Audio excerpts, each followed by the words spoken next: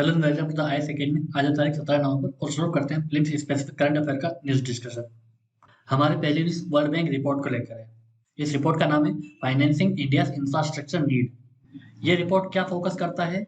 ये रिपोर्ट ये बताता है कि इंडिया में जो अर्बनाइजेशन है, जो शहरीकरण है, वो बढ़ रहा है। अभी अगर आप 2011 के सेंसस के डाटा को देखोगे तो 32% हमारे देश में अर्बनाइजेशन आपको दिखेगा। बट यही 2036 तक 600 मिलियन लोग हमारी सिटीज में रहने लगेंगे। 40% जो पॉपुलेशन होगी वो अर्बन सिटीज में रहेंगी। इसका मतलब जो हमारी सिटीज में आज हम देख रहे हैं कि बहुत काफी क्रिपल्ड है, काफी ओवरबर्डन है, वो समस्या और बढ़ती जाएगी। आप दिल्ली मुंबई को देखिए, वहाँ के मेट्रो सिटीज को देखिए, वहाँ के ट्रांसपोर्ट सेक्टर को देखिए, वहाँ के हाउसिंग को देखिए, तो आपको पता चलेगा कि जो सिटी है, सिटी का इंफ्रास्ट्रक्चर उस पर काफी दबाव है। तो अब अगर 2037 तक 40% की जनता अगर सिटी में रहने वाली है तो ये कितना और ज्यादा दबाव डालेगी।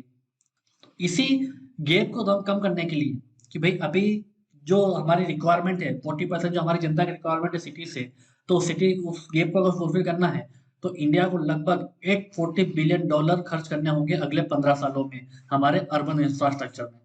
इसका मतलब 55 billion per year. That's big amount.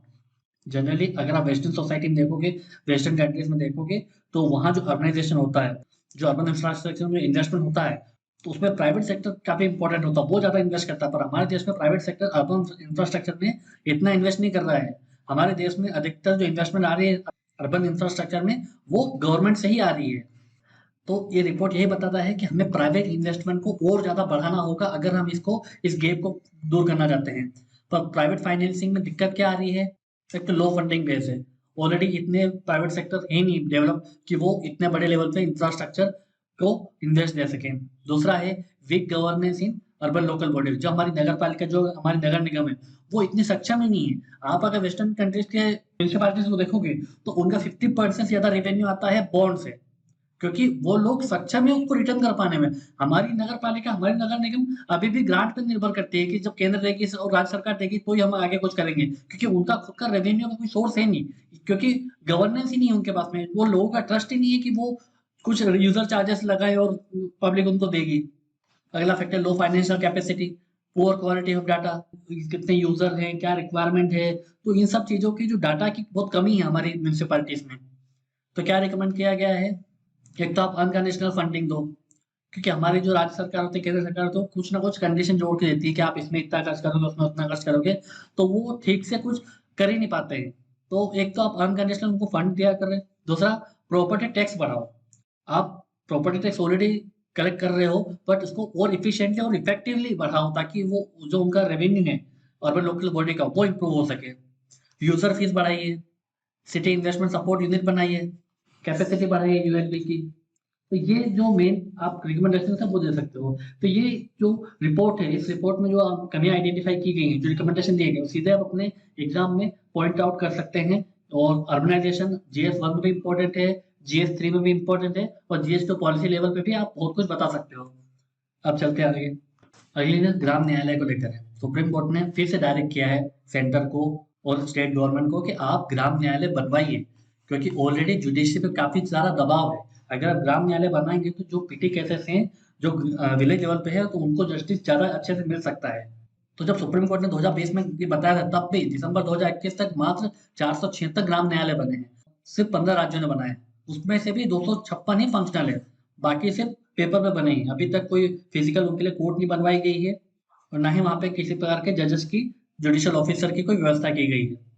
UPSC ने लास्ट टाइम एक बार क्वेश्चन पूछा था ग्राम न्यायालय के ऊपर कि क्या उसका जुरिस्डिक्शन से सिविल जुरिस्डिक्शन है, क्रिमिनल जुरिस्डिक्शन भी है। तो ग्राम न्यायालय का जो जुरिस्डिक्शन है वो सिविल जुरिस्डिक्शन भी आता है, क्रिमिनल जुरिस्डिक्शन भी आता है। कई सिविल केस जैसे प्रॉपर्टी डिस्प्यूट जैसे केसेस वो ले सकती है। और punishment for life, punishment for term exceeding for 2 years भी ग्राम न्यायालय देख सकती है। तो हमें इनका आइडिया होना चाहिए, क्योंकि यूपीएससी ने सीधे सीधे पूछा था। तो इसके पास में सिविल जुरिस्डिक्शन और क्रिमिनल जुरिस्डिक्शन दोनों है। अगर ग्राम न्यायालय की बात करें तो इसके लिए एक्ट लाया गया था, ग्राम न्यायालय एक्ट 2008। और किसके रिकमेंडेशन पे आया था? 114वीं रिपोर्ट ऑफ लॉ कमीशन के। तो इस एक्ट में क्या प्रोवाइड किया गया था कि हर पंचायत लेवल पर एक ग्राम न्यायालय बनना था, जो कि क्रिमिनल और सिविल केसेस का ट्रायल कर सकता था। उसके बाद में ये जो ग्राम न्यायालय होंगे उनको कौन हेड करेगा? न्याय अधिकारी। और इस न्याय अधिकारी का अपॉइंट कौन करेगा? स्टेट गवर्नमेंट करेगी, but in the consultation with the high court. उसके बाद सबसे मेन इंपॉर्टेंट जो फैक्ट वो ये है कि ये प्रिंसिपल ऑफ नेचुरल जस्टिस के प्रिंसिपल से अपने आप को बाइंड करेंगे, मतलब गाइड करेंगे।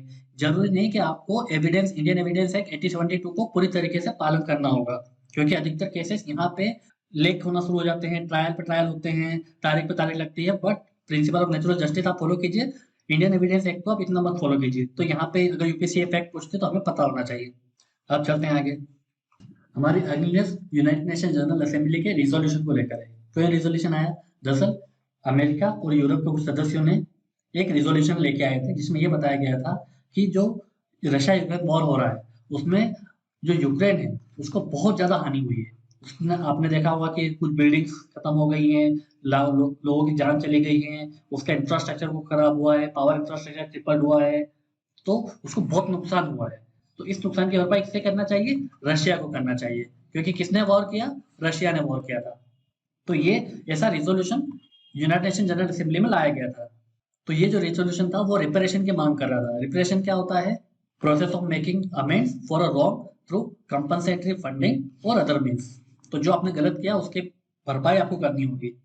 पर इंडिया ने इस वोटिंग से अपने आप को अब्सटेन कर लिया था, और जितने भी रशिया यूक्रेन वॉर से रिलेटेड जितने भी रिजोल्यूशन आए थे इंडिया ने सब पे अब्सटेन किया, सब में किसी में भी उसने भाग पार्ट नहीं लिया था। क्यों? क्योंकि इंडिया का मानना ये है कि ऐसे प्रोसेस से, ऐसे रिजोल्यूशन से ये वॉर खत्म नहीं होने वाली है। हमारी पहली फोकस, हमारी पहली प्रायोरिटी ये होना चाहिए कि ये वॉर को पहले खत्म किया जाए, उसके बाद आगे की चीजें डिस्कस किए जाएंगे। ऐसी रिजोल्यूशन लाके जो वॉर की सिचुएशन है उससे और एग्रावेट होगी। तो भारत का ये स्टैंड था। अगर प्लेन्स के पर्सपेक्टिव से देखें तो हमें पता होना चाहिए यूनाइटेड नेशन जनरल असेंबली के बारे में।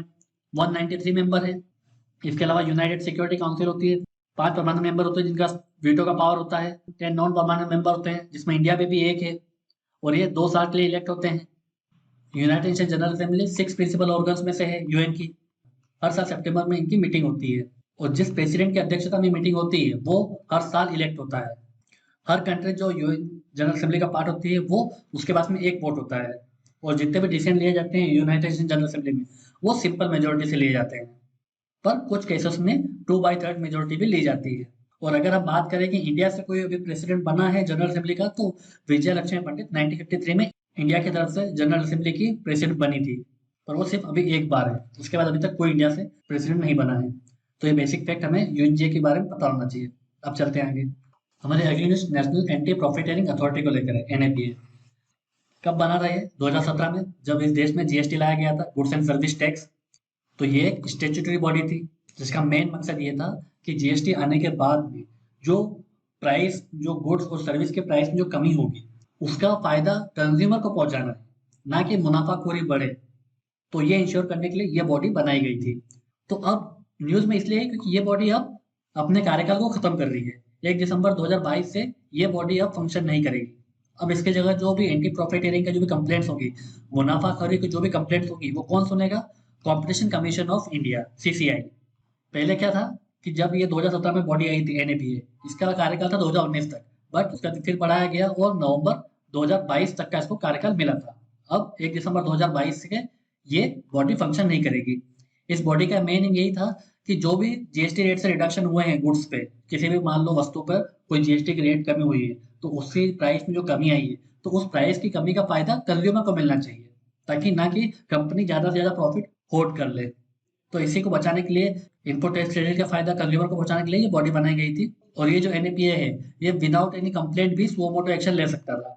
पर अब इसकी जगह कौन कंप्लेंट देखेगा? सीसीआई। सीसीआई भी स्टेचुटरी बॉडी है। ये कब बना था? Competition act of 2002। अभी इसमें एक चेयरपर्सन होता है और 6 मेंबर्स होते हैं। उसका अपॉइंट करता कौन है? Central government. इसका मेन काम क्या है? जितने भी एंटी कॉम्पिटिटिव सब प्रैक्टिसेस हैं उसे दूर करना, उस पर फाइन लगाना अगर कोई कंपनी ऐसी कोई पॉलिसी फॉलो करती है।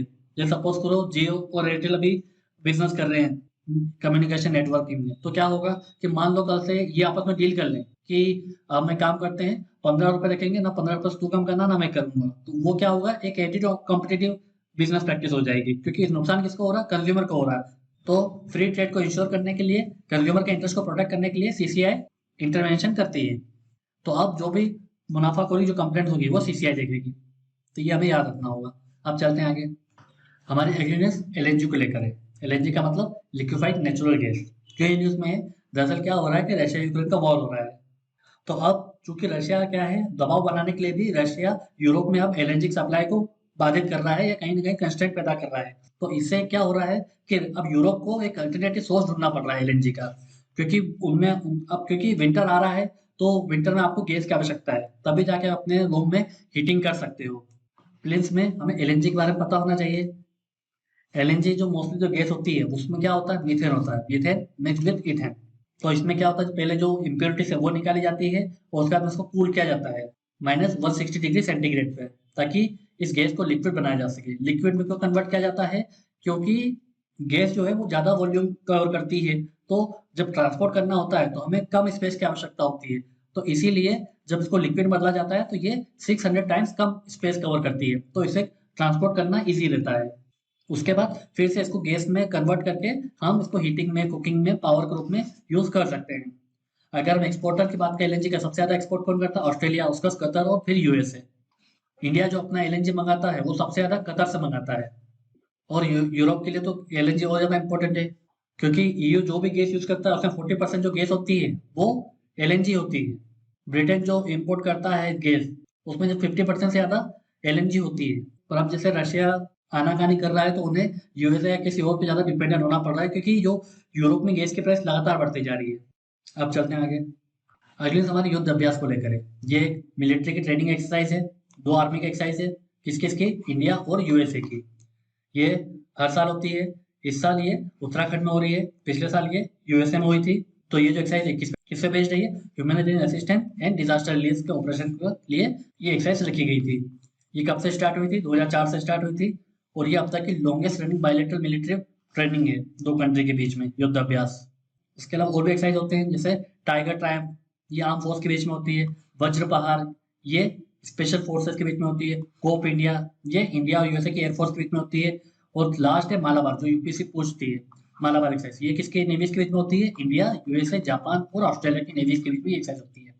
इसके अलावा इंडिया संप्रीति करता है बांग्लादेश के साथ में, मित्र शक्ति कर रहा है श्रीलंका के साथ में, मैत्री एक्सरसाइज थाईलैंड के साथ में, वज्र पहाड़ यूएसए के साथ में, युद्ध अभ्यास यूएसए के साथ में, नोमैडिक एलिफेंट मंगोलिया, गरुड़ शक्ति इंडोनेशिया, शक्ति एक्सरसाइज फ्रांस, धर्म guardian Japan, Surya Kiran Nepal, hand in hand exercise China, SIMBEX Singapore, शक्ति एक्सरसाइज फ्रांस, कॉर्पेट थाईलैंड।